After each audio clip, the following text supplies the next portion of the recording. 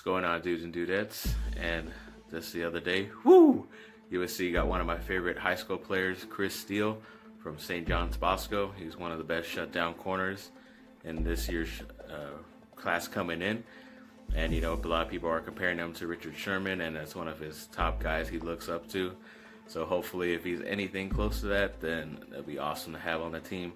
And he definitely considers himself as one of the best players, even though he's like top 30, top 50. He still thinks he's the best player, which that's always awesome to have guys with that much confidence. And there's going to be room, especially since Jack Jones is suspended from the team and most likely kicked off the team by being arrested a few months ago. And then Grayson Allen yesterday, he had 16, 5, and 6, I believe. 16, 6, and 5, so he's still continuing. He did have a hiccup middle game after the scuffle, but now he's back to double-digit scoring, so hopefully he can continue, and he's looking like a steal pretty much going that late in the draft.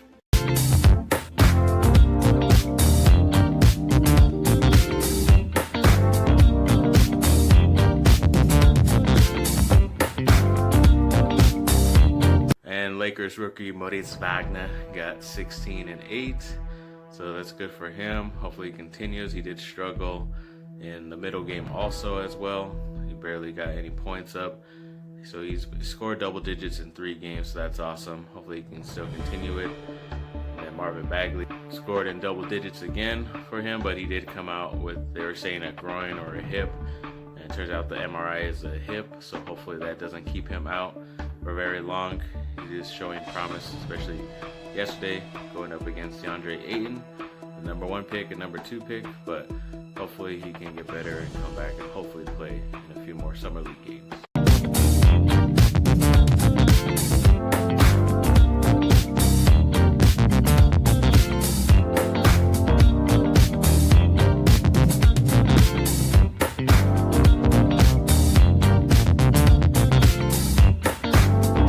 Wendell Jr., other Duke rookie, he had 16 points, 5 blocks. I think he almost had 6. He definitely altered a bunch of shots too, but definitely showing a lot that he could play defense. I'm surprised they didn't use him that much, but you kind of couldn't play man-to-man at Duke because of Bagley, because he struggles at that.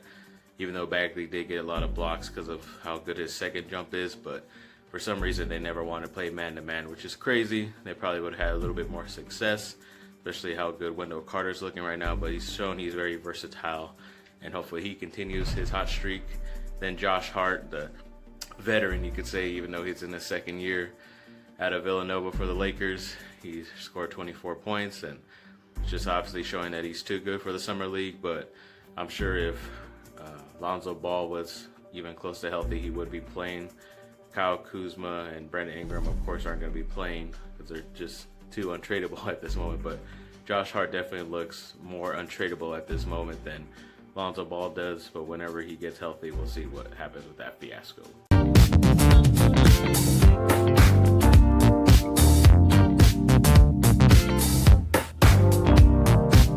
And a couple shooters, so Lakers, 5 Mykhailiuk, he scored in double digits again, 9 rebounds, so that's awesome. He's showing he's the best second rounder so far, and again the Lakers picked correctly.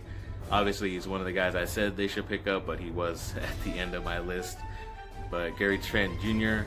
out of Duke, shooting guard for Portland, he scored 16 points as well, the double-digit score again. Nice debut for him as well, showing a lot he could do, especially off the dribble and pull-up shots. Same stuff he did at Duke, he's just doing it more consistent. That's awesome for him. Hopefully he can still continue that.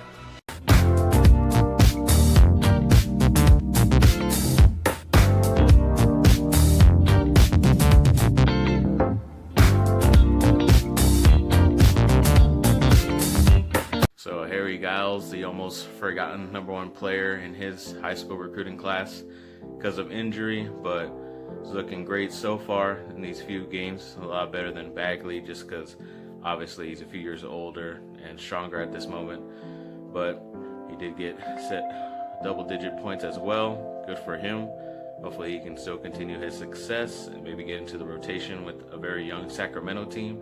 Then Trevon Duval, who had his struggles at Duke, but right now he did score 20 points for the Houston Rockets, so he kind of at this very second looks like a steal for them going undrafted, but we'll see how he can continue. He looked pretty awesome and does have a lot of good guys on that Houston team as well around him.